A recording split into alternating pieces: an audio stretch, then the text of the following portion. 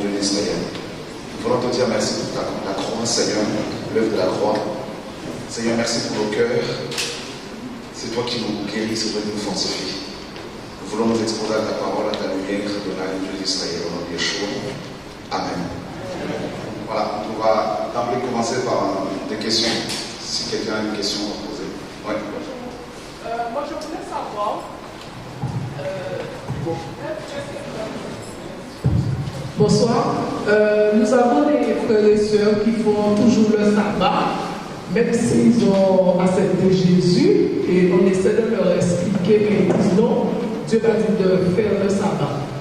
Ma deuxième question, je voudrais savoir, est-ce qu'on peut empêcher au Saint-Esprit de parler? Très bonne question. Et déjà, pour commencer, Dieu ne peut pas demander au jour d'aujourd'hui à quelqu'un d'observer le sabbat. Non. Donc, Dieu ne peut pas demander à quelqu'un d'observer le sabbat. Tout simplement parce que, pour la simple raison, c'est que nous sommes sous la grâce. Et Paul nous dit clairement que le sabbat était l'ombre des choses à venir. Donc, tout le monde entend là, tout le monde comprend là, c'est bon. Donc, on n'a plus à observer le sabbat. Donc, si quelqu'un vous dit que c'est Dieu qui lui a demandé, c'est complètement faux. Voilà. Et deuxièmement, c'est par rapport au Saint-Esprit, c'est ça? Empêcher le Saint-Esprit de parler, et par là même aussi, avant d'être la Christ, peut-on avoir le Saint-Esprit? Non, on ne peut pas empêcher réellement le Saint-Esprit de s'exprimer. C'est vrai qu'il y a des assemblées où Dieu est complètement chassé. Dans ce sens-là, ouais, on peut parler du fait que l'Esprit est interdit de s'exprimer. Mais si Dieu veut parler, étant donné qu'il est tout-puissant, il parle. Donc il a dit, je parlerai qui ne prophétiserai. Donc voilà. Et la troisième question, est-ce que quelqu'un peut avoir le Saint-Esprit avant d'avoir rencontré Jésus? Non, pas du tout. Et on peut pas, quelqu'un ne peut pas dire qu'il a le Saint-Esprit alors qu'il n'a pas Jésus, parce que le Saint-Esprit est l'Esprit de Jésus. Il est dit que si quelqu'un n'a pas l'Esprit de Christ, il ne lui appartient pas. Donc voilà, le Saint-Esprit n'est pas la troisième personne de la Trinité comme on nous l'a enseigné, mais c'est l'Esprit de Jésus-Christ. Donc on peut dire que ce sont nos intuitions ou nos pressentiments. Et bien sûr, Dieu a doté chaque être humain de facultés naturelles. Le fait de prévoir, de pressentir des choses, tout ça. Mais le Saint-Esprit, comme vous le savez, c'est autre chose. Voilà. Je voudrais, avant de laisser d'autres personnes poser des questions, préciser quelque chose. Et par rapport à ceux et celles qui ont reçu le message, j'entends la parole. Et il faut... Nous sommes contre le fait que des... Voilà. C'est un peu trop d'écho. Ok. Et contre le fait que des pasteurs, des apôtres exigent absolument qu'on les appelle par des titres. Apôtres, pasteurs, prophètes. Mais il faudrait aussi veiller, faire attention pour ne pas devenir, légaliste, dans le sens où on va condamner les gens, par exemple, qu'on appelle prophète. Un frère ou une sœur qui appelle un frère qui appelle quelqu'un d'autre pasteur, c'est pas forcément anti-biblique, c'est pas forcément un péché. Il faut vraiment avoir l'équilibre, parce que l'enseignement nous permet d'être équilibrés. D'accord? On voit dans les Écritures, les apôtres, on pouvait les appeler par leur prénom, on pouvait les appeler par leur fonction. Et on parle des prophètes comme Jude et Silas. On pouvait aussi les appeler comme frères, comme Jean le dit, moi Jean votre frère. Donc il faudrait vraiment veiller pour ne pas justement condamner les gens parce qu'ils s'appellent frères, comme certains condamnent, parce qu'on ne les appelle pas par leur fonction, ou d'autres qui sont condamnés parce qu'on les appelle prophètes ou pasteurs. Donc il faut vraiment qu'on soit équilibré par rapport à ça, c'est vraiment important. Donc par exemple, si on entend quelqu'un vous appeler apôtre, c'est pas la peine de vous. Non, c'est pas un péché. Il faut, vous savez, et ce qu'on a constaté, c'est quoi? On a constaté que beaucoup de gens qui ont reçu ce message, même ceux qui ne nous ont pas forcément connus, attention, qui l'ont reçu directement de la part du Seigneur, on constate que la connaissance, si elle est mal utilisée, on peut détruire des vies avec. Et on peut devenir orgueilleux, légaliste. Et il faut l'équilibre. On voit dans les Écritures des apôtres qu'on appelait frères. On les voit aussi être appelés Paul, Jacques, Jean. On les voit aussi être appelés par rapport à leur fonction parce que, mais ils ne mettaient pas la fonction au devant. Il faut vraiment qu'on fasse attention par rapport à ça. Vous voyez, pour qu'il y ait un équilibre, parce que sinon on va condamner les gens et c'est de tout l'amour. Voilà. Donc c'est vraiment important. Je voulais éclaircir là-dessus. D'autres questions? Oui. Oui, bonjour. Je voudrais savoir si on peut se servir du chiffre de la bête sans offenser Dieu. Car Dieu nous a laissé en Éphésiens chapitre 6 les armes avec lesquelles on doit se battre. Et pourtant, on a le chiffre de la bête, le 666, car le W en hébreu c'est 6. Donc quand on fait W, on fait 666, le chiffre de Satan. Donc est-ce qu'on peut se servir du chiffre de Satan sans offenser Dieu? C'est là ma question. Ok. Alors je tiens à préciser, c'est ce que certaines personnes effectivement disent que c'est ça la marque de la bête. Donc les 3 W qu'on compose pour accéder au site internet. Non, c'est pas ce que la parole de Dieu nous dit. Et sinon, si on a ce raisonnement-là, tout devient suspect dans ce cas-là. Donc on va devoir... vous savez, on ne peut pas développer une doctrine sur des supputations, sur des suppositions. Et il faut vraiment qu'il y ait, n'est-ce pas, plusieurs arguments bibliques. Et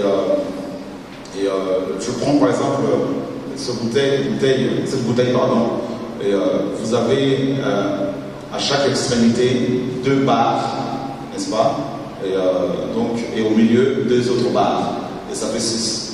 Et oui, on peut y voir aussi une forme de marque de la bête, mais la marque de la bête dont il est question dans la parole de Dieu est d'abord spirituelle. Et c'est une marque qui est imprimée sur la conscience des hommes, comme 1 Timothée chapitre 4 le dit. Les faux prophètes, les faux docteurs sont marqués au fer de leur conscience. Et vous savez, il est dit dans l'Apocalypse qu'on ne peut ni acheter ni vendre sans avoir la marque de la bête. Donc, la marque de la bête sous la forme, n'est-ce pas, est dans ce passage présenté comme la monnaie, l'argent. Et on peut rien faire sans la monnaie. Et voilà, donc il faut vraiment qu'on soit équilibré.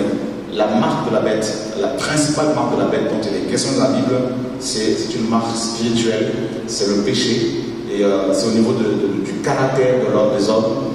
Et ensuite, il y a des moyens qui sont utilisés pour nous contrôler, comme la puce, tout ça. Et voilà, tout simplement. Et on ne peut pas aujourd'hui dire quelqu'un aux gens qui sortent de l'argent, par exemple, qui est aussi une marque de la bête, parce que l'image qu'il y a dessus, sur les billets de banque, n'est pas l'image de Dieu. C'est l'image de César, comme il est dit dans Matthieu 22. Donc on ne peut pas dire aux gens qui utilisent la monnaie qu'ils sont condamnables. Non. Donc, excusez-moi, donc dans la Bible, c'est erroné. Dans la Bible, il est écrit que le chiffre de la bête, c'est 666. D'accord, mais le problème, c'est la lettre W. Et oui, non, c'est pas erroné. Il y a 666 effectivement dans la Bible. Bien sûr. Et en hébreu, le W, c'est 6. Comment? En hébreu, le W, c'est 6. Je n'ai pas compris.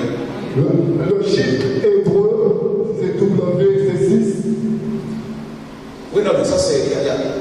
Parce que comme je disais, vous allez sur le site internet, il y a beaucoup de supputations, il y a beaucoup de gens qui font des théories, des développements, tout ça. Et c'est pour ça que je disais que si on commence à raisonner comme ça, on va trouver des 6 partout. Donc, partout. Et on va faire des additions, on va tomber dans la numérisation, dans tout ce qui est numérique. Et c'est le piège dans lequel beaucoup de gens sont tombés parce qu'ils veulent voir derrière chaque chiffre, chaque lettre, forcément une révélation. Et c'est ça justement le piège. Et ce qu'il faut comprendre, lorsque Jean parle de la marque de la bête dans Apocalypse 13, il ne parle pas en hébreu ici, là, il parle en grec. Donc voilà, si on veut aller à la source de ce passage-là, c'est le grec qu'il faut privilégier et non l'hébreu. Voilà, parce que vous allez trouver dans d'autres cultures d'autres lettres qui correspondent au chiffre 6, hein, au nombre 6. Et là aussi, on va pas s'en sortir. Il faut qu'on soit équilibré. L'enseignement, c'est pour ça qu'il faut qu'on soit correctement enseigné, n'est-ce pas? Il n'a jamais été question de la marque de la bête en hébreu. C'est le grec qui parle de ça. Et donc, dans ce cas-là, il faut se baser sur l'alphabet grec et non hébreu. C'est pour ça que c'est mieux de méditer la Bible que d'aller sur le site internet. Voilà. La marque de la bête, vous savez, pardon frère, et Satan essaie de singer Dieu. Il n'y a rien de nouveau, nous dit la parole de Dieu. Ce qui existe a déjà existé. Hein, Ecclésiaste nous dit. Donc, pour comprendre la marque de la bête, il faut d'abord comprendre la marque du chrétien. La marque du chrétien, c'est le Saint-Esprit. N'est-ce pas? C'est lui qui est notre sceau. Éphésiens 1:13. Donc la marque de la bête est une marque spirituelle. C'est une marque spirituelle. Et beaucoup de gens cherchent à voir sur leur visage, sur les visages des uns et des autres, la marque de la bête. Non, c'est pas comme ça se passe. C'est une marque spirituelle. Et c'est pour ça que le Seigneur disait que les faux prophètes viennent en se déguisant. Et c'est au niveau des fruits que l'on peut, n'est-ce pas, les distinguer. Et d'où la parabole du blé et de l'ivraie. Et le blé et l'ivraie, on nous dit que c'est à la moisson que la différence se fera, lorsque les anges viendront pour arracher l'ivraie. Jusqu'à la moisson, c'est-à-dire jusqu'au jugement des nations, au retour visible de Jésus-Christ. Eh bien, on ne verra pas sur le visage des gens véritablement la marque de la bête, on ne pourra pas les distinguer. C'est ce que les Écritures nous disent. C'est pour ça qu'il faut vraiment faire attention parce que c'est une marque qui a toujours été là. Internet date de quand? D'il y a moins de 25 ans. Et la marque de la bête a toujours été là. Donc c'est une marque spirituelle. Oui. Nous avons une précision concernant cela. Nous avons une précision concernant cela dans Apocalypse 13, à partir de verset 15 à 18. Donc, si je peux lire. Voilà, il dit, il lui fut donné d'animer l'image de la bête, afin que l'image de la bête parle et fasse mettre à mort tous ceux qui se prosterneraient devant l'image de la bête. Et elle fait que tous, les petits et les grands, les riches et les pauvres, les hommes libres et les esclaves, reçoivent une marque sur la main droite ou sur le front. Nous y sommes la puce. Et que nul ne puisse acheter vivant. Là, vous avez dit quoi, pardon, la puce? Non, pas du tout. C'est ça aussi l'erreur. Comme je disais, Internet est une épée à double tranchant. Vous voyez, nulle part dans la Bible où c'est écrit que c'est la puce qui est la marque de la bête. C'est un moyen de contrôle. C'est tout. Vous voyez? Parce que si vous, excusez-moi de vous couper, dans Deutéronome 6, il était question de porter chez les Hébreux la parole sur leur front et sur leurs mains. D'accord? Ils avaient un phylactère, tout ça, là, un petit étui sur le front, dans lequel ils mettaient des versets bibliques. Et au niveau de la main également. Et on le voit également dans l'année Israël chez les orthodoxes, les ultra-orthodoxes. Voilà. Donc, ça n'a rien à voir avec la puce. La puce, c'est juste ça. Vous pouvez l'enlever, la puce. Mais la marque de la bête, il ne faut pas l'enlever. Voilà. Donc, pourquoi le front? Le front, c'est la pensée. Le front, c'est la pensée en hébreu. Et il est question de la pensée ici. Et la main, c'est l'action. Donc, nos actions sont les résultats de nos pensées. Nous pensons et nous agissons. Nous concevons les choses au niveau de la pensée et nous les mettons en pratique. Voilà. Et la marque est là dans Apocalypse 13, justement. Quand dans vos Bibles, on lit et il lui fut donné d'animer l'image de la bête, c'est pas ça.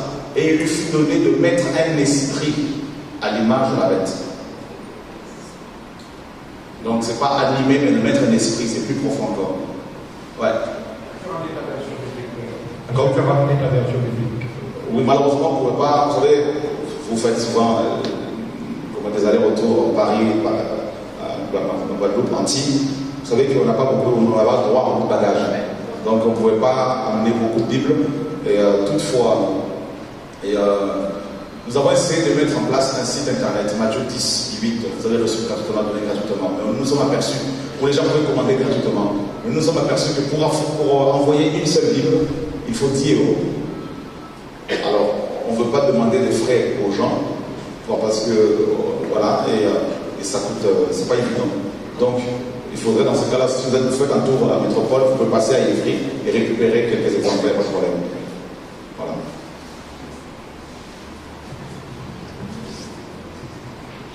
Bonsoir. Ça fait des centaines d'années que les chrétiens sont persécutés. Ils ont été persécutés par les vrais chrétiens, par les catholiques. Maintenant, ils sont persécutés par les musulmans. Par le monde, maintenant, il y a des endroits où les chrétiens, les villages entiers sont éradiqués. En Afrique, en Asie, en Inde, les villages entiers sont éradiqués. Donc, on voit bien qu'on est plein dans la persécution des chrétiens. Tu nous as expliqué que l'enlèvement va se produire avant la persécution. Et nous sommes toujours, en fait, dans un temps de persécution. Ça veut dire que les chrétiens seront continuellement persécutés. Qu'est-ce qu'il va faire? Qu'est-ce qui va déclencher, en fait, que Christ va venir nous enlever? Parce qu'on voit tellement de choses abominables concernant les chrétiens actuellement qu'on se demande, mais quel est le temps dans lequel il va venir? Et après l'enlèvement, et ça va être encore... Comment ça va se passer après l'enlèvement? Si déjà, actuellement, nous sommes persécutés. D'accord. Le Seigneur dit dans Jean chapitre 14, verset 33. Est-ce qu'on peut le lire? Jean 14, 33.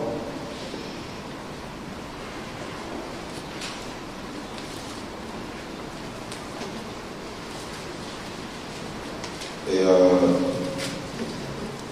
non, c'est pas 14, excusez-moi.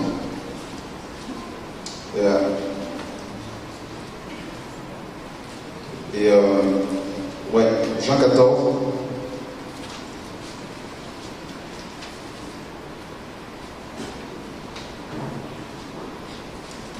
Jean, chapitre 16, voilà. 16, 33. Je vous ai dit ces choses afin que vous ayez la paix en moi. Vous aurez des tribulations dans le monde, mais ayez bon courage. J'ai vaincu le monde. Et le Seigneur a prévenu les apôtres, les chrétiens, qu'ils allaient passer par des grandes tribulations. Et il a également, Paul, Acte 14, 22, il dira aux chrétiens de Galate, c'est par beaucoup de tribulations, beaucoup. Le Seigneur a fait cela, dans le même sens que le Seigneur. C'est par beaucoup de tribulations qu'il nous faut entrer dans le royaume de Dieu. Et donc il faut faire la distinction entre les tribulations et la grande tribulation. Vous voyez, c'est deux choses différentes. Et dans Matthieu 24, justement, Matthieu 24,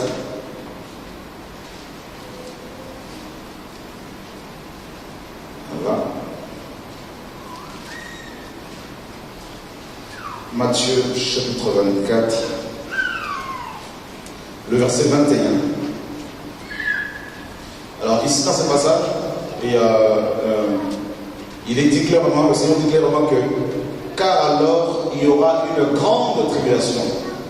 Ou dans d'autres versions, la détresse sera si grande. En fait, c'est la grande tribulation ici. D'accord? Le Seigneur prédit la grande tribulation. Et donc, on voit que c'est une période différente des tribulations. Les tribulations, les chrétiens, les croyants, ceux et celles qui croyaient dans le Dieu d'Abraham, ont toujours été, n'est-ce pas, dans les tribulations. Et ça, c'est notre lot. On peut être persécuté, on peut être empoisonné, on peut être lapidé, on peut nous tirer dessus, on peut mourir, on peut être crucifié. Oui, c'est des tribulations. Voilà. Mais la grande tribulation, c'est une période bien définie qui ne durera que 3 ans et demi. Et c'est une période qui concerne exclusivement Israël. Parce que Jérémie 37 le dit, et c'est une période difficile pour Israël. Et Daniel 9, 24 nous dit, Gabriel dira à Daniel, que 70 semaines ont été fixées sur ton peuple et sur ta ville sainte. Donc on voit bien que ce n'est pas, ça n'a rien à voir avec l'Église. Donc c'est 70 semaines. Sur les 70 semaines, il reste 7 semaines qui correspondent à 7 ans. D'accord? Et le milieu de cette semaine, c'est-à-dire les 3 ans et demi dernières, correspondent à la grande tribulation. Et après ce 11 nous dit que Dieu justement permettra que Israël soit foulé, Jérusalem soit foulée par les nations pendant 1260 jours, qui équivalent à 3 ans et demi ou 42 mois. Donc ça c'est une autre période. Et pendant cette grande tribulation, pendant la grande tribulation, il y aura les 2 prophètes qui vont prophétiser en Israël et tout ça, et les 2 témoins d'Apocalypse 11. Il y aura les 7 coupes de la colère de Dieu déversées sur le royaume de l'homme impie. Il y aura l'Armageddon, justement, et tout ça. Oui, ma soeur. Dans le même chapitre, Matthieu 24, au verset 22. Ah, on n'entend pas, je crois que le micro, c'est pas allumé. Matthieu 24, verset 22, qui dit, en parlant de la grande tribulation, et si ces jours étaient abrégés, personne ne serait sauvé. Mais à cause des élus, ces jours seront abrégés. Donc ça veut dire que les élus seront construits. En fait, c'est comme ça que je l'ai compris. Ouais, en fait, le problème, c'est il faut se poser cette question. Effectivement, qui sont, répondre à cette question, qui sont ces élus? Alors, dans notre vision très restreinte de la prophétie biblique, et je dirais encore, dans la vision judéophobe, antisémite, que le christianisme a sur la Bible, sur la prophétie biblique, dans cette vision restreinte et judéophobe, nous avons, les chrétiens, beaucoup de chrétiens ont exclu Israël du plan de Dieu. D'accord? Et d'où la doctrine du remplacement, de la substitution. Et qui a été initiée par Marcion, le premier à avoir rassemblé le corpus, c'est-à-dire les écrits de la Nouvelle Alliance, qui était un hérétique. Marcion a exclu, vous pouvez faire des recherches sur lui, Marcion, il a exclu Israël du plan de Dieu.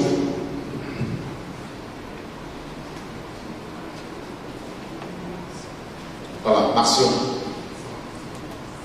Pour bien répondre à ta question, ma soeur, comme on aime beaucoup creuser, Marcion a dit qu'il y a 2 dieux. Le premier, c'est Démiurge. Démiurge, c'est, pour lui, c'était le dieu.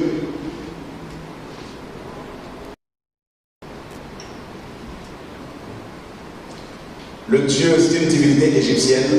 C'était un dieu féminin très méchant. Et Marcion l'a nommé le Dieu de l'Ancien Testament. J'insiste sur le terme Ancien Testament. Ancien et Nouveau Testament sont aussi les termes que Marcion a inventés. Parce que ça n'existait pas Ancien et Nouveau Testament. D'accord? Voilà. Et donc, il a inventé cela et il a dit que ce Dieu est le Dieu de l'Ancien Testament. Très méchant, le Dieu des Juifs. Et ensuite, le Dieu bon, c'est le Dieu du Nouveau Testament.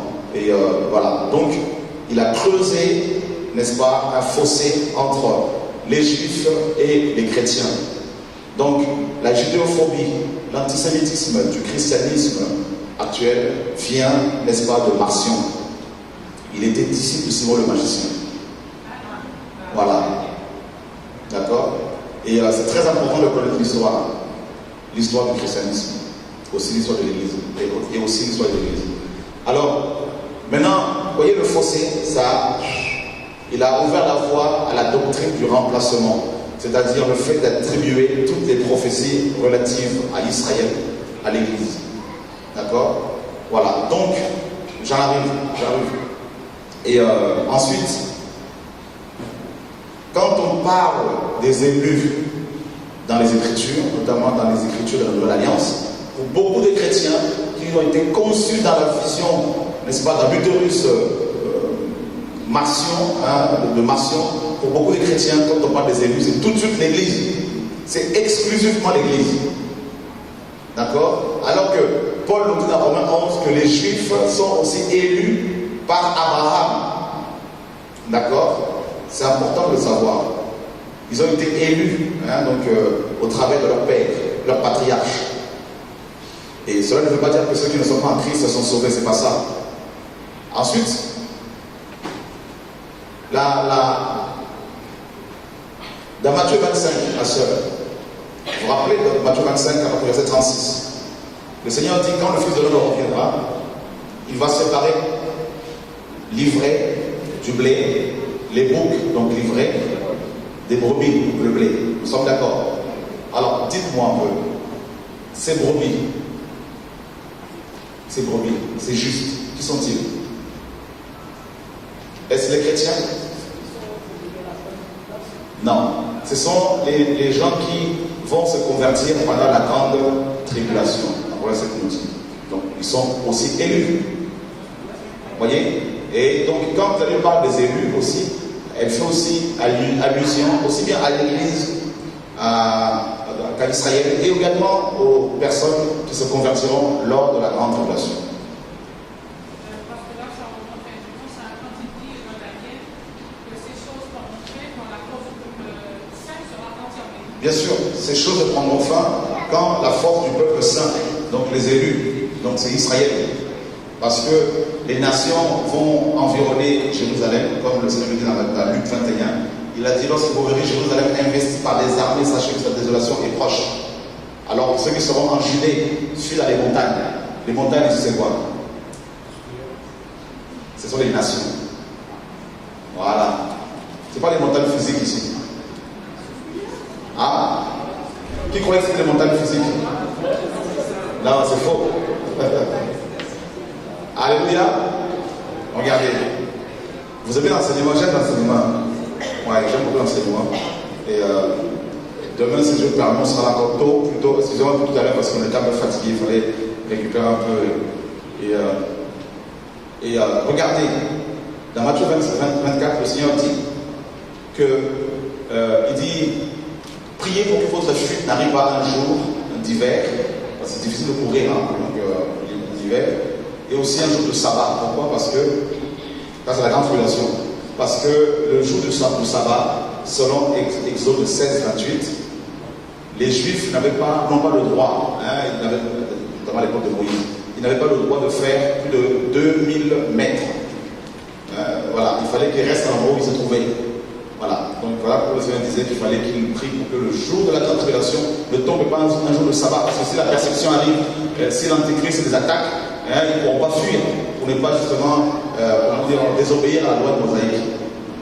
Il fallait également que les femmes enceintes prient pour ne pas que ce jour les trouve enceintes. Voilà.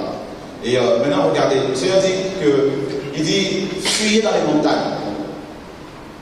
Alors, on n'a pas longtemps cru que ces montagnes, c'est des montagnes physiques, comme la montagne de Pelée, tout ça. C'est faux.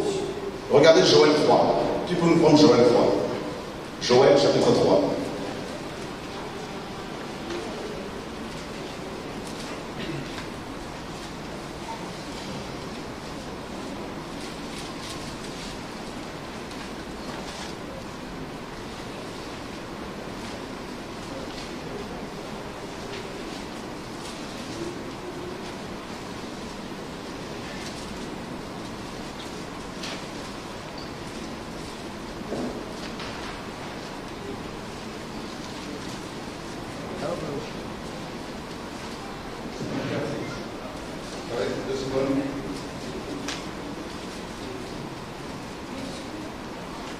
Ok. Et je veux lire à partir du verset 1er. Car voici, en ce jour-là, et en ce temps-là, bien sûr, il est question de la grande tribulation, il est question du temps messianique. Quand je ramènerai les captifs de Juda et de Jérusalem. D'accord? Donc Dieu nous dit qu'il va ramener les captifs. Et il n'est pas. Cette prophétie a deux facettes. Elle concerne, premièrement, le retour des Juifs actuellement à Jérusalem. On est d'accord? D'accord? Mais après ce retour-là, l'alliance que les Juifs font dans le monde entier vers Israël, il y aura une autre dispersion. D'accord? Il y aura une autre dispersion lorsque l'Antéchrist va arriver à Jérusalem. Les Juifs vont de nouveau se retrouver dans les montagnes, c'est-à-dire dans les nations. Voilà. Et Dieu dit en ce temps-là, quand je ramènerai les captifs, regardez, on continue la suite. Je rassemblerai toutes les nations et je les ferai descendre dans la vallée de Josaphat. Et là, j'entrerai en jugement avec elles à cause de mon peuple d'Israël, mon héritage, lesquels ils ont dispersé parmi les nations. Vous voyez, non? Donc, là, il est question du jugement, n'est-ce pas, des nations. On est d'accord, hein? Nous sommes dans 1 Corinthiens 6. Le Seigneur dit ce jugement aura lieu dans la vallée de Josaphat. D'accord? Parce que les nations, n'est-ce pas, auront dispersé les Juifs dans les nations. Et on dit que Jérusalem sera comment? Israël sera partagé en deux. Donc on apprend ici qu'il y aura bel et bien un État palestinien. Et c'est ce que la France propose. C'est ce que beaucoup de nations proposent et à Israël aujourd'hui. Donc il y aura bien un État palestinien dont la capitale sera Jérusalem-Est. D'accord? Et donc, de nouveau, les Juifs seront dispersés dans le monde entier. Et regardez Zacharie chapitre 14. Verset 1er. Voici le jour de Yahweh arrive et tes dépouilles seront partagées au lieu de toi, Jérusalem. Je rassemblerai toutes les nations à Jérusalem pour qu'elles lui fassent la guerre. D'accord? Je rassemblerai toutes les nations à Jérusalem pour qu'elles lui fassent la guerre. Il est question de la guerre d'Armageddon, bien sûr. La troisième guerre mondiale. Et qu'est-ce qu'on apprend? La ville sera comment? Prise et la moitié de la... Comment? La ville. La moitié de la... La ville partira. La moitié de la ville partira. Elle sera prise par. La moitié de la ville ira en captivité. Donc vous voyez bien qu'il y aura encore une nouvelle dispersion. Quand? Lors de la guerre d'Armageddon, la troisième guerre mondiale, lorsque l'Antéchrist avec ses armées, selon Luc 21, attaqueront, n'est-ce pas? Donc lorsqu'ils vont attaquer Jérusalem, et la moitié de la ville ira en captivité. Donc les Juifs vont fuir, ils vont se sauver. Et ça correspond à la prophétie de Matthieu 24, quand le Seigneur disait, n'est-ce pas? Fuyez vers les montagnes. Donc ce sont les nations. Je lève les yeux vers les montagnes, d'où me viendra le secours. Et vous savez que les montagnes de la Bible représentent des villes, n'est-ce pas? La montagne de Sion représente la Jérusalem céleste. On est d'accord? Et qui es-tu, grande montagne devant Zorobabel? Tu seras. Il est question de quelle ville ici? Non. Qui es-tu, grande montagne devant Zorobabel? Tu seras aplani. Babylone. Vous voyez bien que les montagnes représentent des villes. D'accord? C'est un langage. Là, il faut faire une interprétation allégorique, hein, et non une interprétation littérale. C'est pour cela qu'il faut être vraiment équilibré. Donc, fuyer dans les montagnes, c'est fuyer dans les nations. Voilà. D'accord? Donc, il y aura une nouvelle dispersion des Hébreux. C'est pour cela que le Seigneur parlait des élus. Si ces jours n'étaient pas abrégés, n'est-ce pas, les élus ne seront pas sauvés. C'est-à-dire, littéralement, celui qui sauvera les élus, c'est le Mashiach. Hein? Yahweh, Yeshua. Yahweh est sauveur. D'accord? Voilà. Le libérateur viendra de Sion. Voilà. Une autre question? Oui. Bonjour, je voulais savoir en fait, est-ce que c'est vrai que la lune de sang c'est un signe pour Israël et les éclipses solaires c'est un signe pour les nations?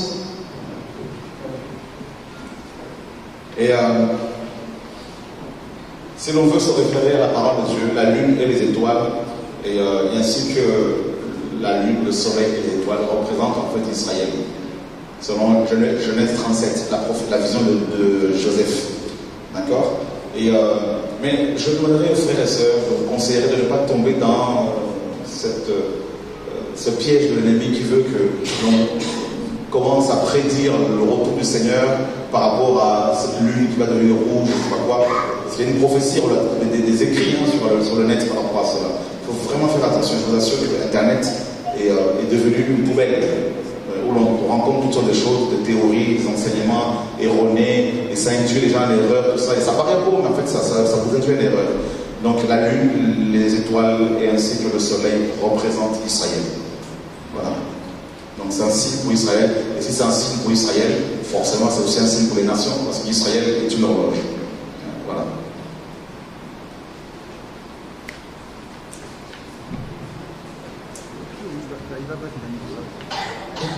Bonsoir. Je voulais poser une question sur le mariage. Quand j'étais jeune, mes parents, étant donné que j'étais chrétienne, et je le suis toujours, mes parents ont pensé à baptiser. Et en plus de ça, quand j'avais 16 ans, je rencontrais un gars et je ne savais pas qu'il ne fallait pas me mettre à l'étranger, parce que bon, j'ai rien à coloriser. Finalement, j'ai grandi comme ça et j'ai rencontré un gars à 16 ans. Et quand je sortais avec lui, et puis finalement, les soins me disaient, ouais, il faut te marier, il faut marier votre fille, qu'est-ce que vous faites? Puis finalement, moi, quand je priais à Dieu beaucoup, j'ai découvert que le gars était dans la drogue. J'avais laissé, mais apparemment, ma mère a su qu'on sortait ensemble. Là, il est venu, il a dit qu'il faut qu'on se marie. Elle a fait la sorcellerie, elle a beaucoup, il a fait une haïtienne, tout ça. Et puis finalement, quand j'ai dit ça, j'étais à l'écoute, donc ma mère voulait faire me marier, personne ne s'est pas occupé. Et finalement, je me suis marié, je ne sais pas comment. C'est quoi ta question pour abréger? Oui, comment? Voilà, je continue. Tu étais mariée avant? Oui. Tu étais chrétienne? Oui, voilà. Tu étais chrétienne quand tu t'es mariée? Oui. Chrétienne comment? Catholique, c'était quoi? Adventiste. Et tu t'es mariée ensuite? Pas force, pas contre. En fait, pas de moi. Tu as divorcé? Oui. Divorcé parce que moi j'ai eu beaucoup de mariage, j'ai eu des enfants, je ne sais pas comment faire de là. Et ensuite avec quelqu'un d'autre? Voilà, je voulais savoir. Là, je me suis marié. Eh bien, selon la Bible, quand on est chrétien ou divorcé, on ne peut pas se remarier. Alors, je voudrais dire quelque chose. Il y a un enseignement sur Internet d'un monsieur français, je tairai son nom pour. Voilà. Parce que je pense quand même que c'est un homme qui est sincère. Et bien qu'il enseigne une fausse doctrine par rapport au mariage, divorce et remariage. Et il dit qu'il faut croire aux gens que quand on est divorcé étant païen, même si on était païen, on ne peut plus se remarier. Même quand on se convertit, c'est à la base qui n'ont pas, il est en train de condamner les lois, l'organisation, tout ça, parce que c'est dans ces pays organisés. Je voudrais, il faudrait qu'il trouve un pays en de France ou à Pointe-à-Pitre pour se marier. Nous qui sommes issus des pays civilisés, organisés, avec des réserves, les Africains canadiens, mariage, qui n'ont pas d'administration. Les pygmées, par exemple, les pygmées qui sont en Afrique. Et le mariage, ce sont chrétiens, mais qui sont dans la foi et qui n'ont pas ceux qui sont organisés selon leur devez comprendre le mariage, leur lien de texte biblique. Ce n'est pas. Et d'abord, quand on va chercher d'aller à Kinshasa, sortir pour aller trouver un mec. Non. Que dit la Bible sur le mariage? Alors moi, le jour où je verrai ce monsieur, je lui dirai, messieurs, donc il faut qu'ils condamnent les gens, les chrétiens qui étaient divorcés étant païens, n'ayant pas la connaissance. Il faut leur demander de repartir avec leur femme, leur mari. Moi, je vous dirais, messieurs, selon la Bible, le mariage, c'est quand il y a des rapports sexuels. Alors, vous devez commencer par vous-même, retrouver la première femme avec qui vous avez couché, qui est votre femme. Parce que c'est ça l'évangile. Et non, attendez. On aime la parole, on aime l'évangile, et il faut qu'on soit bien enseigné parce que sinon on va condamner les gens et on pense bien faire et on détruit des vies. Selon Dieu, le mariage, c'est quand on couche avec une femme. C'est pour cela que chez les Hébreux, les femmes devaient garder leur virginité. Un homme qui déviergeait une femme était obligé de la prendre avec lui. Pourquoi? Parce que la femme perd son sang. Le sang, c'est le signe de l'alliance. C'est là que les mariages étaient conclus.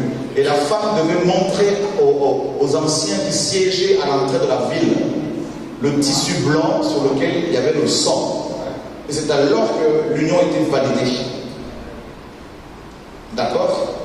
Et si cette femme n'était plus vierge, elle était lapidée et personne ne pouvait bien sûr l'épouser.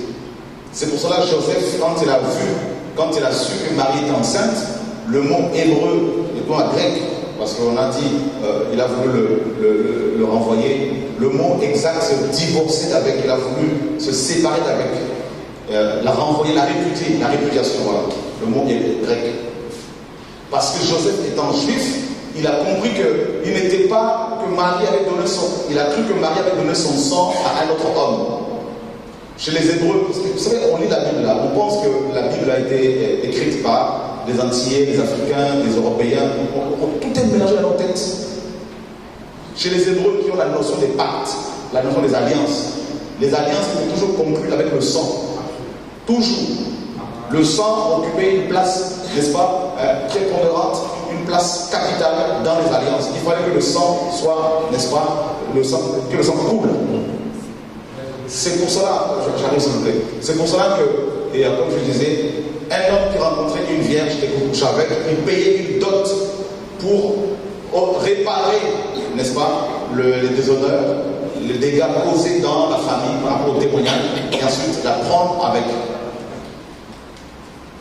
Et vous verrez même qu'en Israël, dans Juge, quand une des tribus était décimée, n'est-ce pas, il fallait leur trouver des femmes. Ils sont allés en guerre, on a trouvé des femmes étrangères, et ils ont pris, chacun a pris une femme. Ils n'ont pas devant aucun mec. Voyez? Et c'est ça qu'il faut comprendre d'abord. Le mariage, c'est quand il y a des relations sexuelles. Donc, nous tous, là, nous sommes condamnables parce que la plupart de nos sœurs aujourd'hui, ou des frères, nous tous, hein, on s'est mariés étant déjà ayant perdu la virginité. Hein. Vous voyez ce que je veux dire? Donc, c'est grave. Les lois humaines ne doivent pas remplacer les lois de Dieu. Les lois humaines nous permettent de nous organiser, de l'esprit d'autorité, nous sommes d'accord, dans la mesure où ces lois ne sont pas, n'est-ce pas, en désaccord avec la loi de Dieu. Donc, c'est quand un homme couche avec une femme, quand une femme perd son sang aux yeux de Dieu, c'est ça le mariage. C'est pour ça que Dieu dit dans Agé, tu as été infidèle à la femme de ta jeunesse, la femme de ton alliance.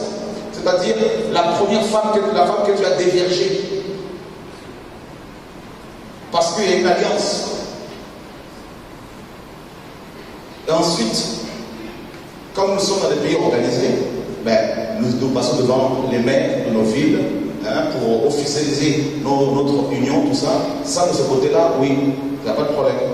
Mais aux yeux de Dieu, c'est quand il y a des rapports intimes dans les amis. C'est là que l'homme et la femme deviennent un. Vrai ou faux?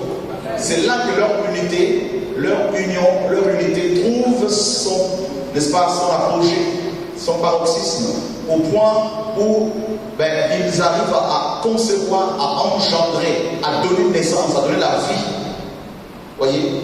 C'est ça qu'il faut comprendre. C'est le paroxysme de l'amour entre un homme et une femme. Le paroxysme de l'amour entre un homme et une femme, c'est le mariage, c'est les rapports sexuels. Et c'est pour cela que Dieu ne veut pas qu'on couche n'importe comment. C'est pour cela que Dieu n'a pas prévu les rapports sexuels en dehors d'une relation, n'est-ce pas, sérieuse, où les familles sont consentantes et tout ça, avec les noces, tout ça.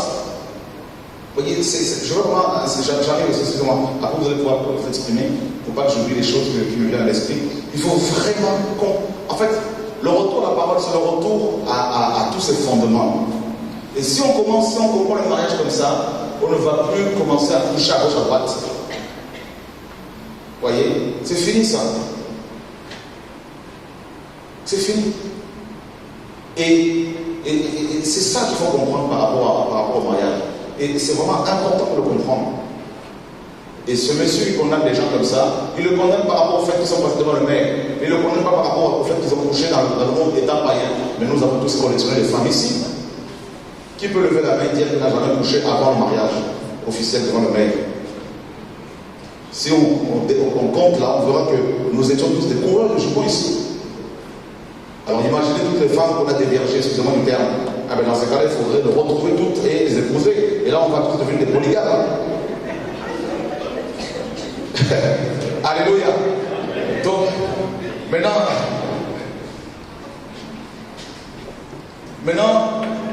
quand on a reçu la connaissance, c'est pour cela qu'une personne qui reçoit la connaissance de Dieu ne peut plus se permettre d'aller coucher comme ça. C'est fini. Et si maintenant on est chrétien, marié, et aussi au niveau de la famille, au niveau de la mairie, tout ça, avec des rapports intimes, parce qu'on a fait tout ça la parole, eh bien, si on a divorcé, il faut rester célibataire à vie. C'est pas moi qui le dis, parce que Dieu est contre, n'est-ce pas, le remariage. Ça peut, beaucoup sont condamnés par rapport à cela, mais frère, il faut réfléchir avant de s'engager justement. Vous savez, c'est grave ce que je vous dis. Je le dis avec le cœur, vraiment, voilà. Et pensez parce que on prend des engagements et on ne s'en rend pas compte. Coucher avec une femme, c'est s'engager avec. Coucher avec un homme, c'est s'engager avec. Je te donne ma vie, tu me donnes ta vie. C'est pour cela que Salomon disait dans Cantique de Cantique, chapitre 4, Il disait, la Sulamite, il appelait le jardin fermé, la fontaine semée. Il parle de la virginité. Vous voyez, tu ne peux pas comme ça prendre le sang d'une femme comme ça et te dire, allez, passe là, c'est fini. Non, c'est pas ça. Parce que la loi de Dieu, quand on est confronté à une situation, il faut privilégier la loi de Dieu qui est universelle. Parce que les lois que nous avons dans nos pays, elles sont limitées géographiquement. On est d'accord. Mais la loi de Dieu, elle est transcendantale, elle est universelle. Et cette loi par rapport au mariage, c'est d'abord des rapports intimes, mes amis. Vous savez, beaucoup de gens vont se retrouver en enfer aussi parce que... Et quelqu'un m'a posé une question il n'y a pas longtemps, mais oui, mes frères, Dieu pardonne. Et je dis oui, Dieu pardonne, mais attention, le péché est d'abord un acte que nous posons. Un acte délibéré.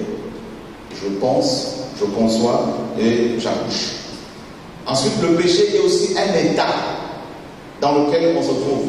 Un état permanent.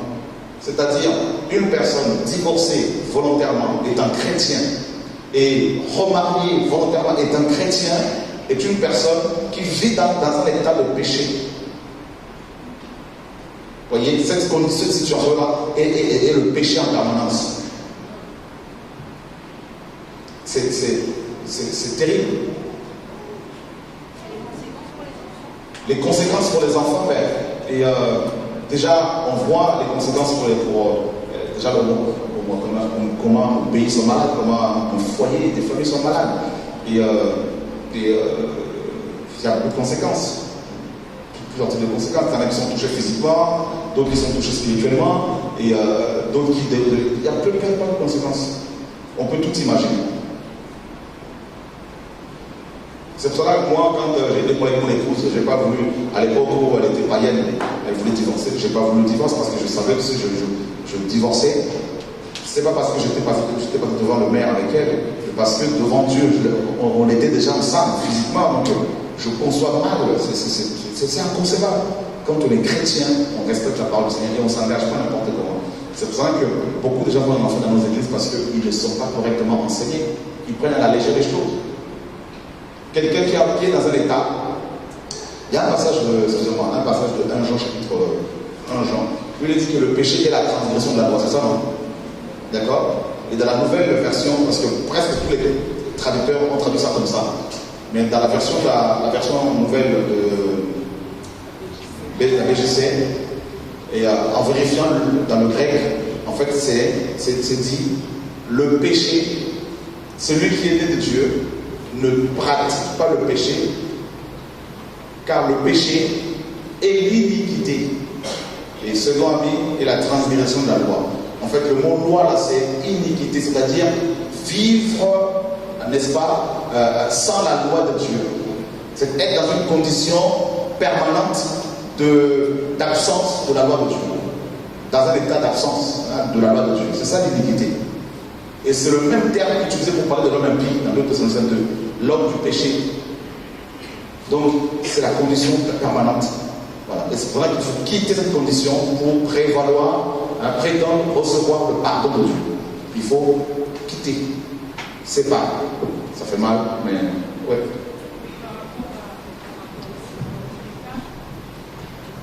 Oui, il y a dans 1 Corinthiens 11,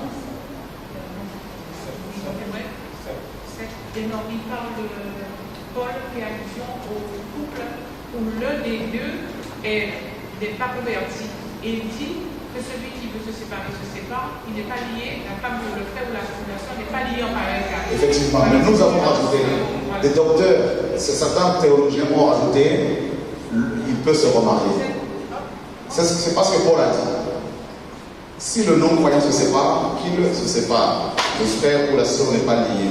Mais Paul n'a pas dit que le frère peut se remarier. Ah non. Il ne faut pas rajouter, il ne faut pas retrancher. C'est ça, nous devons.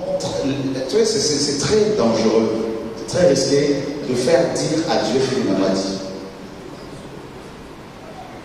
Vous voyez, moi j'aime la parole, c'est juste parce qu'on aime la parole, on est persécuté, on est rejeté.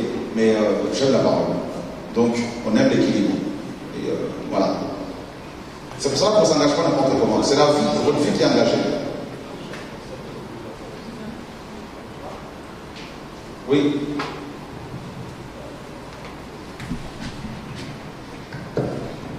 Oui, bonsoir. Il n'y a pas longtemps, j'ai appris qu'un ou deux ou trois maires en Martinique se sont convertis. Ce soir, j'avais un choix, parce que l'un d'eux est arrivé hier et ils ont une conférence à l'université. Je me suis placé devant le Seigneur m'a dit non. Est-ce que la politique peut aller avec la spiritualité, puisque c'est leur thème ce soir? Ok. On peut servir de mettre à la fin. Effectivement. En fait, à la base, le mot politique vient du grec polis. Polis, c'est cité. D'accord? Chez les Grecs, ce terme-là était courant, était connu, était utilisé régulièrement. Et ils étaient convoqués, l'Ecclésia, ils étaient convoqués, n'est-ce pas? L'assemblée grecque, donc l'Ecclésia, l'église, pas l'église de Yeshua, était convoquée à la cité. Pourquoi? Pour élire leurs magistrats, pour pratiquer l'ostracisme, c'est-à-dire l'exclusion des membres qui n'étaient plus, dont la vie n'était plus en accord avec la vision de l'Assemblée. Ils votaient des lois, ils votaient des magistrats, et toute l'Assemblée prenait part, n'est-ce pas, au bon fonctionnement de la cité. Dans ce sens-là, oui, de manière globale, nous pratiquons tous la politique. Mais je définis, comprenez mon langage. Il y a la politique politicienne qui est complètement impie, qui est complètement babylonisée. C'est Babylone, cette politique-là, elle consiste dans le fait de promettre aux gens, de faire miroiter des choses aux gens. D'accord? Elle consiste dans le fait d'exécuter des ordres des personnes de l'ombre. D'accord? Ça, c'est. On est d'accord? Voilà. Mais de manière globale, nous pratiquons tous la politique. Le fait, par exemple, que vous travaillez à la mairie, travaillez à la poste, à l'administration, on travaille à la poste, voilà, à la mairie. Donc, vous voyez, de manière globale, de manière large, on travaille tous pour le bien de nos pays, pour le bien de nos villes. Et en tant que chrétiens, nous sommes aussi appelés à prendre soin de nos pays, à prier pour nos villes. Vous voyez? Donc le fait de construire, de faire des routes, tout ça, c'est dans un sens large, c'est faire de la politique. Voilà. Et pour le bienfait de la ville, pour entretenir sa ville, couper l'air, tout ça, mettre des réverbères, je ne sais pas. Mais par contre, la politique politicienne est totalement en désaccord avec la parole de Dieu. Celui qui veut plaire au Seigneur ne peut pas s'engager dans cette politique-là parce qu'automatiquement tu vas, n'est-ce pas, mentir. Et ça dépend aussi de la superficie des villes. Il y a des maires qui sont à la tête de petites villes où il n'y a pas beaucoup de contraintes, où il y a vraiment, où ils peuvent, des petits villages. Mais quand ça commence à prendre de l'ampleur, là, on commence à être sollicité. Il va falloir que tu. Parce que tu ne peux pas accéder au pouvoir. Là, c'est vraiment un maire d'un petit village. Bon, ça c'est 100 habitants. Mais quand ça commence à atteindre un nombre assez important, là, il y a beaucoup de compromission. Voilà. Donc, c'est vraiment pas compatible avec la parole de Dieu. Oui, frère. Pardon. J'ai envie de préparer un Dieu dit ce qui n'a pas dit. Je reviens sur ce qu'elle a dit, la sœur, parce que quand tu as parlé du mariage, et ils nous sont fait parler dans Matthieu quelque chose. Retourne dans Matthieu pour lire. Donc, je prends lecture comme de ce que je donne la parole, après tu me diras ce que tu en penses. Ce qu'on a dit, je ne sais pas, parce que. Il n'y a pas de problème. Alors, moi, je lis. Enseignement de Jésus sur le divorce. Et puis c'est Matthieu 19. Et alors on est au verset. Sauf pour cause d'adultère. Voilà. Ok. Et il dit sauf pour cause d'adultère. Ok. Ça veut dire aussi, ma femme qui m'a trompé par le Dieu lui dit, moi je donne le revanche. Ok, très bonne question. Alors, et tu vois mon frère, nous avons été formatés et enseigner à faire une. En fait, notre approche des Écritures n'est pas bonne. Nous faisons la même chose qu'avec les ordinateurs. Copier-coller. Tu vois là, tu es parti dans Matthieu 5, qui se trouve aussi dans Matthieu 19. Hein? Oh, tu prends ce passage-là, tu le sors de l'ensemble des Écritures. Copier-coller. Et tu dis aux gens, voilà, ce passage-là justifie mon comportement, justifie ma décision. Maintenant, Yeshua n'a pas seulement parlé dans Matthieu concernant le mariage. Yeshua a parlé dans Genèse, il a parlé dans Exode, il a parlé dans Lévitique, il a parlé dans Nom, il a parlé dans Deutéronome, il a parlé dans Josué, Juge, tout ça, jusqu'à Apocalypse. Quelle est la vision, quel est le message de Jésus sur la famille? Voilà la question à laquelle il faut répondre. Quelle est la vision globale du Seigneur sur la famille? Quand Yeshua dit que celui qui, n'est-ce pas, réunit sa femme, hein, que si quelqu'un épouse une femme, il ne doit pas la réunir, sauf pour cause d'adultère. En fait, le mot exact ici, c'est pornoïa. D'accord? C'est la pornographie. D'accord? Quand Martin, Segmon a mal traité ce passage. Il a dit l'infidélité. Mais attends, il peut y avoir plusieurs types d'infidélité. Tu donnes rendez-vous à ta femme à 17h, elle vient à 20h, c'est une infidélité. D'accord? Elle te donne sa parole, elle n'honore pas, c'est une infidélité. Donc le mot exact, c'est l'adultère. Et comment les Hébreux, n'est-ce pas, considérer, comment peut-on chez les Hébreux, comment les Hébreux considéraient-ils une personne, déclaraient-ils une personne étant dans l'adultère? Eh bien, il fallait que le lit conjugal, l'acte sexuel devait avoir lieu dans le lit conjugal. C'est pour cela que l'Hébreu nous dit que le mariage est honorable à tous, et le lit conjugal censure. D'accord? Donc il fallait que l'homme trouve sa femme ou la femme trouve son mari sur le lit avec quelqu'un d'autre. Ça, c'est la première des choses avant de prétendre pouvoir divorcer. On en arrive. Donc il faut surprendre ta femme sur le lit conjugal. La deuxième chose, il faut qu'elle ait refusé de se repentir. Parce qu'il est dit dans Matthieu 18, si ton frère a péché, or ta femme est d'abord ta soeur. Si ton frère a péché ou ta soeur, forcément, donc va et reprends-le entre toi. Et s'il a péché contre toi, donc s'il a commis l'adultère, il a péché contre toi. Ça c'est la BGC ou la Martin ou l'Osterval, c'est contre toi. Donc il faudrait dans ce cas-là, parce que tu l'as surpris en train de commettre l'acte, tu dis chérie, oh tu as péché, est-ce que tu veux te repentir? Non. Il faut prendre du temps pour pouvoir la convaincre. Prends ton temps. Et ensuite, si elle refuse, il faut prendre des témoins pour pouvoir l'aider. Ça peut durer 10 ans. Alléluia. Troisièmement, il faut le dire à l'assemblée, que l'assemblée aussi essaie de l'aider. Vous voyez, la démarche est longue. Tu vois, donc c'est très chaud. Et le Seigneur va dire encore à Pierre. Pierre dit, combien de fois pardonnerai-je à mon prochain, donc à ma femme? Serait-ce 7 fois 60 combien? En un jour seulement. Plus de 490 fois en un jour ta femme te trompe. C'est difficile, c'est impossible. 90 fois sur le même lit en un jour? Non, je ne crois pas. Même les prostituées, ils n'ont pas atteint son record. Tu vois, non? En fait, en gros, Jésus veut nous faire comprendre tout simplement qu'il ne faut pas divorcer. Donc, quand il dit ça, c'est pour te dire en fait que tu ne dois pas divorcer. Parce que les Juifs savaient que pour vraiment qu'il y ait adultère, là, pour justifier le divorce, il faut, comme je l'ai dit, hein, que la personne t'ait trompé 490 fois. 90. C'est impossible. Regarde mon frère, tu es fiancé à Christ, non? Tu es chrétien, tu es fiancé à Jésus. Tu es sûr que tu es tous les jours fidèle à Jésus? Non. Ok. Alléluia, toi tu t'es fait. Oui, est-ce que le Seigneur a divorcé avec toi? Non. Ne fais pas aux autres ce que tu ne voudrais pas qu'on te fasse. Et si c'est elle qui divorce de toi, et quand tu veux même, te dis je divorce quand même, tu fais pas, tu vas t'acheter du lit, et puis tu vas pas être avec toi, mais tu finalement tu dis que bon, non, l'esprit c'est qu'on va la liberté, qu'elle fait ce qu'elle veut, c'est là. Ok. Tu sais,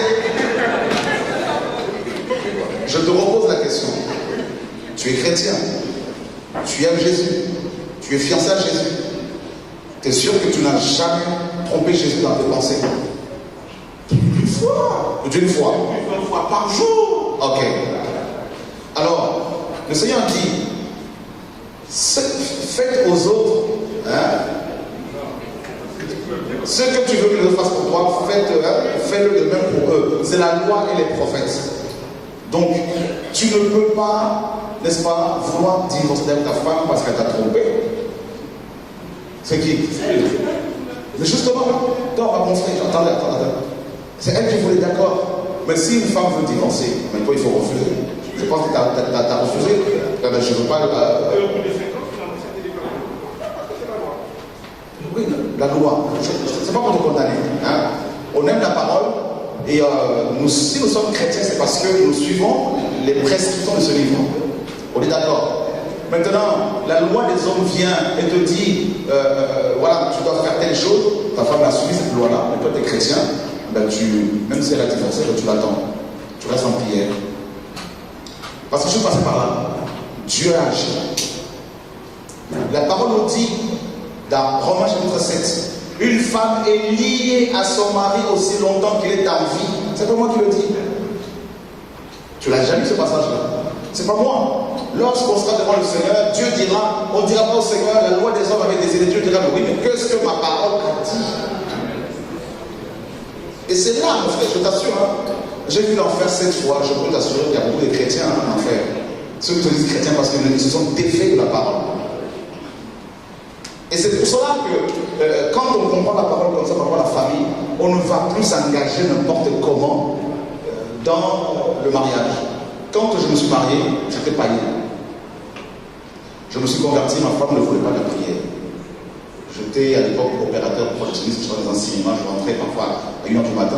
Elle a commencé à faire ça. Tu rentres comme ça, tu trouves juste une petite note, je suis en boîte de nuit. Si, c'est grave. Et elle me dit, je fais ma vie. Elle fait sa vie. Elle faisait sa vie. Elle dit, je divorce, je refuse. Elle m'a menacé pendant peu. Ça a duré. Je lui dis, si je divorce, là, je vais les prêcher quoi aux autres? Je vais l'annoncer quoi? Je suis quelqu'un d'entier. Tu dis, Seigneur, tout est possible à celui qui croit. Ta parole le dit. Je ne veux pas traîner sur tes républications de divorcer, remarier et aller prêcher l'évangile. Je dis, Seigneur, je refuse. Je refuse. Si elle veut divorcer, si c'est le cas, si ça va, je resterai célibataire comme Paul, parce que je ne veux pas, parce que je dis que c'est pas possible, ta parole est claire là-dessus. Et dans la prière, il y a même un pasteur, je me rappelle, où je priais à l'époque, il est venu me voir, il m'a dit non, il faut qu'on brise ce mariage, qu'on le brise, parce que là, elle fait sa vie, je dis non. Moi, il me dit de pardonner, je supporte, je plie mes genoux. Et Dieu que je sais, qui nous a donné le ministère de la réconciliation, est capable de restaurer. Et un jour comme ça, le Seigneur l'a visité. Et aujourd'hui, Dieu nous fait grâce. Tous les deux, on arrive à parler au couple, à restaurer les couples par la grâce de Dieu. Voilà, tout est possible. Vous savez, nous sommes dans une génération, ce que j'appelle la génération de McWife. Tout est facilité. Tout est facile. Tout est, comment dire, rendu facile. Toutes les choses sont rendues faciles. Tu vas à au restaurant McWife, tout de suite tu manges. Tu vas surgeler, il y a le micro-ondes, en moins de 3 minutes à la nourriture, et le prêt-à-porter. Tout va vite. On simplifie de plus en plus les choses, même par rapport au divorce et au mariage, la même chose. Même ceux qui nous dirigent, là, ils ne sont même pas mariés, il y en a, ils ne sont même pas mariés. Il y en a qui nous dirigent en tant que président, en plein exercice de leur fonction, ils ont divorcé comme M. Sarkozy. Donc on voit bien qu'on est dans une génération où le péché est banalisé. Et c'est pour cela que nos pays vont si mal. C'est pour cela que nos églises sont si malades. Et d'un côté, des gens comme toi, des chrétiens comme toi, se sentent condamnés, tout ça, parce qu'il y a aussi l'enseignement qui manque dans nos assemblées, parce que beaucoup de nos pasteurs sont divorcés, de remariés, et quand ils mettent l'accent sur l'argent, ils ne vont pas rentrer dans les détails en profondeur pour enseigner aux chrétiens la véritable parole du Seigneur pour leur éviter justement la condamnation éternelle. Donc moi, mon épouse a demandé cela pendant que ça a duré. Je ne peux pas parler des détails dans ce que j'ai vécu. Parce qu'entre-temps, étant pasteur en plus à l'époque, des femmes venaient pour dire c'est moi que Dieu m'a montré, c'est pas mon mari, tout ça, et ce n'était pas n'importe quelle femme. Hein. Alors, donc, restons. Si on n'a pas la connaissance lorsque on s'est marié, il y a des gens qui n'ont pas les connaissances et se sont divorcés après. Ben, la connaissance, quand tu t'es marié, tu étais chrétien? Non, c'est pas moi, c'est toi. Tu étais chrétienne ou tu n'étais pas chrétienne? Je baptisé, d'accord? Je ne connaissais rien dans la vie. Elle m'a forcé à marier. Le gars que j'étais avec. Est-ce que tu étais chrétienne? Est-ce que tu craignais Dieu? Je ne savais rien du tout. Est-ce que tu craignais Dieu? Non. Ok, donc tu t'es païenne. Non, ça ne rien du tout. Le gars qui était avec moi, il a forcé à baptiser. Ce qui me disait rien, lui. Tu étais païenne. Voilà. Et puis d'autant plus que tu étais forcé. Ce n'était pas un acte délibéré, volontaire. Donc en tout cas, tu étais païenne. Parce que là, même beaucoup de ceux qui se disent chrétiens, en fait, quand on gratte un peu, ils ne sont pas chrétiens. Oui. Oui, bonsoir. Toujours concernant le mariage, 1 Corinthiens 7, chapitre 7, verset 8. Alors, à ceux qui ne sont pas mariés, et aux veuves, je dis qu'il leur est bon de rester comme moi. Mais s'ils manquent de maîtrise d'eux-mêmes, qu'ils se marient, car il vaut mieux se marier que de couper. Vous m'expliquez un peu. Paul recommandait aux gens de ne pas se remarier et pour leur éviter des tribulations de la chair. Parce que quand on est célibataire, c'est vrai, on fait sa vie, avec le Seigneur bien sûr. On n'a pas toutes ces contraintes familiales, tout ça, le fait de devoir avertir son mari ou sa femme si on doit aller quelque part, et tout ça, s'occuper des enfants. Et donc Paul voulait éviter cela à certaines personnes qui avaient reçu l'appel du Seigneur. Et il dira également que, en ce qui concerne les veuves, les femmes veuves, donc si elles c'était mieux de demeurer comme ça, mais si elles manquaient de maîtrise, elles pouvaient se remarier dans le Seigneur. Voilà. Donc, et il donnait aussi son avis.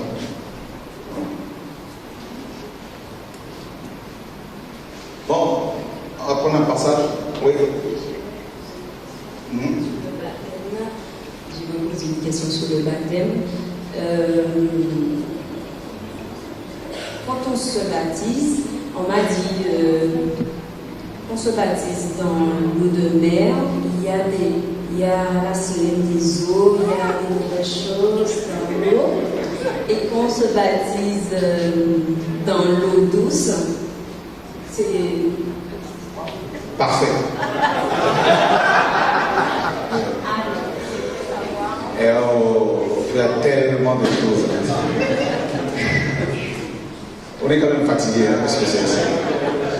Peu importe l'endroit où tu te fais baptiser, dès l'instant où tu es plongé. Donc voilà. Les démons, il y en a dans l'air. Hein. Autre question, parce que apparemment, sur la Bible, il est écrit que Jésus, Dieu, et je suis. On dit qu'il est je suis, parce qu'il a un nom comme nous aussi. Comme moi, je fais nom aussi. Est-ce que c'est vrai? Oui, c'est vrai. Ouais. Voilà. C'est une obligation d'être baptisé pour naître en Europe. C'est-à-dire que si il y a des personnes qui veulent se convertir, mais ils ne sont pas baptisés parce qu'ils sont sauvés. Et le baptême d'eau ne sauve pas. Le baptême d'eau est obligatoire, mais il ne sauve pas. Ce qui sauve, c'est la foi. 1 Pierre 3,21 nous dit que le baptême d'eau ne sauve pas, ne purifie pas de l'eau sûre. Mais toutefois, une personne convertie et qui refuse le baptême d'eau, voilà. Je dirais que cette personne, soit elle n'est pas convertie réellement, soit elle n'est pas enseignée, mais toutefois, une personne convertie, véritablement, l'Esprit de Dieu en lui dira d'aller se faire baptiser. Voilà. Donc le baptême d'eau est obligatoire, il faut le faire. Non, c'est pas ça. Pour entrer dans le royaume de Dieu, il faut recevoir Christ, il faut donner sa vie à Dieu, Jésus. Et le malfaiteur à la croix, à qui le Seigneur a dit, tu seras avec moi au paradis aujourd'hui, il n'était pas baptisé, pourtant il est rentré dans le royaume de Dieu. Vous voyez? Donc c'est la foi qui sauve. Ensuite, la foi a des effets. Et l'un des effets de la foi, des effets visibles, c'est le baptême d'eau. Parce que la foi, c'est le fait de croire en la parole de Dieu, et la parole de Dieu te faire baptiser. Donc le Seigneur a dit, si vous m'aimez, gardez mes commandements. Donc si tu aimes le Seigneur, forcément tu dois être baptisé. Mais si tu n'as pas eu l'occasion de le faire parce que tu es malade, parce que ça c'est autre chose. D'accord? Si tu es en bonne santé, il faut le faire.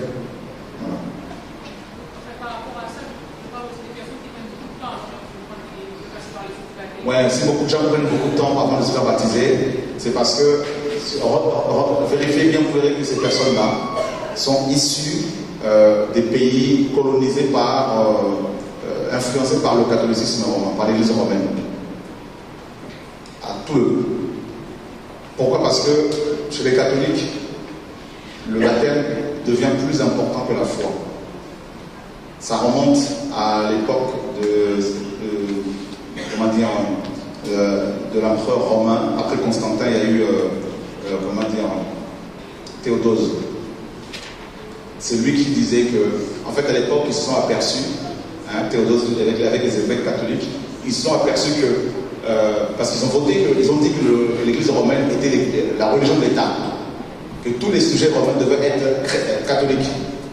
Et pour ne pas être persécutés, tous les sujets romains ont fait semblant d'être catholiques, tout en gardant leur divinité, leur culte, païen.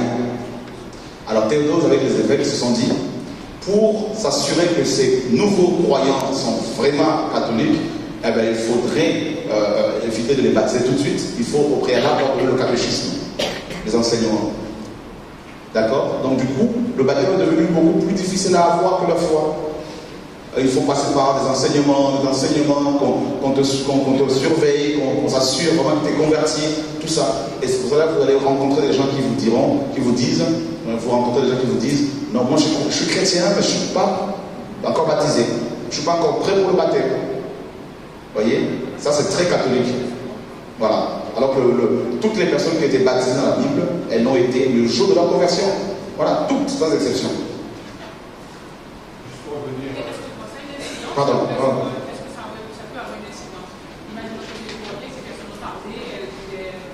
Disons que, comme je disais, une personne convertie réellement n'a pas besoin qu'on lui dise de passer par le baptême. Une personne convertie réellement, l'esprit lui enseigne ces choses. Donc, vous voyez, il y a une différence entre la conversion et l'adhésion. Il y a des gens qui ont fait une adhésion intellectuelle aux dénominations. Voilà. Donc, ma question est la suivante. Je voudrais juste qu'on puisse éclairer la sœur qui a parlé de sirène des eaux, c'est-à-dire savoir quel type de dénoncer et comment ça rentre dans. Car je crois que c'est ça sa question. C'est le péché. Si quelqu'un pêche, il donne droit à accès au démon. N'importe quel péché. Certes, il y a des péchés qui nous enfoncent plus dans la position démoniaque que d'autres. Mais tout péché ouvre des portes à l'ennemi. Tout péché. Comment? En fait, le problème, c'est qu'on a tellement la sirène des eaux. La sirène des eaux. C'est pas parce que quelqu'un va se baigner à la mer qu'il y a la sirène. Attention, pour le baptême. L'esprit de séduction, tout simplement, c'est par rapport au sexe. Voilà. Donc, ça ne concerne pas seulement les femmes. Bon, je voudrais enseigner quand même un peu, une demi-heure. Par rapport à quelque chose que je dérange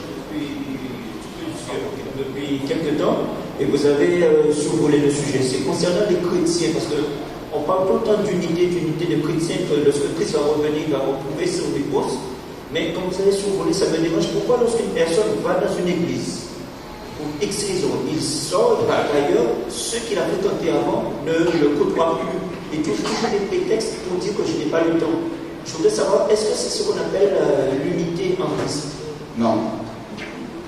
Non, en fait, il y a certains chrétiens, il y a certaines assemblées visibles qui sont véritablement divisées. Ça, on ne peut pas le nier. On voit la division partout. Donc ça, on le voit entre les frères et sœurs, comme tu l'as si bien souligné, quelqu'un qui prie dans cette assemblée, ensuite parce qu'il va prier ailleurs, ça va être la guerre, on va se parler, il faut comprendre aussi pour quelles raisons ces personnes sont sorties. Il y a plusieurs raisons, il y en a qui sortent parce que les pasteurs sont des gourous, d'autres sortent parce qu'ils veulent des postes, Donc il faut comprendre pour quelles raisons. Mais quelqu'un qui sort parce que Dieu l'a conduit aussi à passer à autre chose. Il faut pas, c'est notre frère toujours, notre sœur. Il faut continuer à le saluer, il n'y a pas de problème. Mais la vraie église, elle n'est pas divisée. L'église du Seigneur a déjà été unie, unifiée à la